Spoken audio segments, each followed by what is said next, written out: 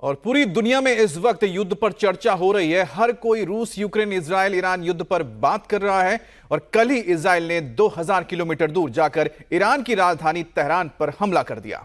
लेकिन हिंदुस्तान ने एक युद्ध होने से रोक दिया। दुनिया में दो सबसे बड़ी आबादी वाले मुल्क हैं, भारत और चीन। दोनों देशों की फौज करीब 4 साल तक एक दूसरे के आमने सामने रही और अब इस दिवाली भारत चीन सीमा यानी LAC पर युद्ध का खतरा टल गया है। एक महायुद्ध रोक दिया गया।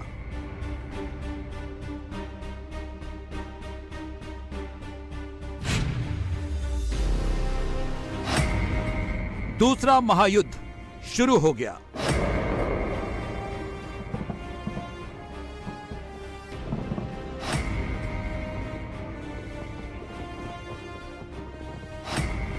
कैसे एक महायुद्ध रुक गया?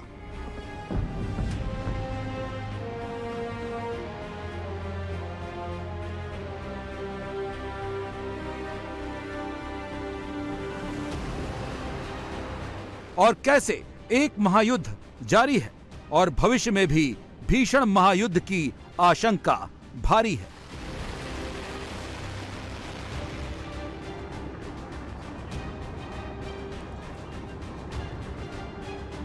एक महायुद्ध कैसे रुक गया, उसका जवाब है ये। आंखों में आंखें डालकर बात करना इन्हें आता है, झुकना नहीं है, धैर्य और शांति से अपनी बात कहना आता है।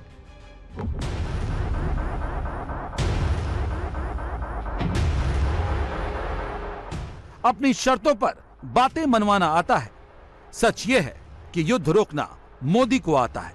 यह यकीन सिर्फ हिंदुस्तान को नहीं है, पूरी दुनिया मान रही है। चीन जैसा ताकतवर देश भी झुकता है, बस मोदी जैसा झुकाने वाला चाहिए। सीमा पार पिछले 4 वर्षों में उत्पन्न हुए मुद्दों पर बनी सहमति का हम स्वागत करते हैं। सीमा पर शांति और स्थिरता बनाए रखना हमारी प्राथमिकता रहनी चाहिए। म्यूचुअल ट्रस्ट, म्यूचुअल रिस्पेक्ट और म्यूचुअल सेंसिटिविटी हमारे संबंधों का आधार बने रहना चाहिए। अमेरिका जैसा सुपर पावर गेम खेलता रह जाता है, कुछ नहीं कर पाता है, क्योंकि मोदी जैसा डिसीजन लेने वाला चाहिए। आज हम देख रहे हैं कि खाड़ी में there is missile rockets are fired on shipping. Our ships are there today deployed to protect all shipping, our shipping yes, but the world shipping as well. When people see today that this war in Ukraine, अब 3 साल होने वाले, how many countries today have the ability कि वो Moscow भी जा सकें, president Putin से भी बात कर सकें, और यूक्रेन भी जा सकें और प्रेसिडेंट जेलेंस्की के साथ भी बैठ सकें? बहुत कम लोग हैं, बहुत कम नेता हैं। और दुनिया की अपेक्षा है कि चलिए कम से कम एक भारत तो है which has this ability, and after 3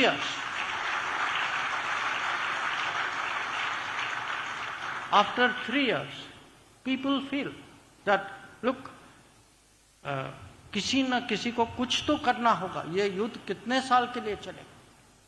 So that feeling is growing. याद कीजिए मई 2020 में यहां हालात क्या थे।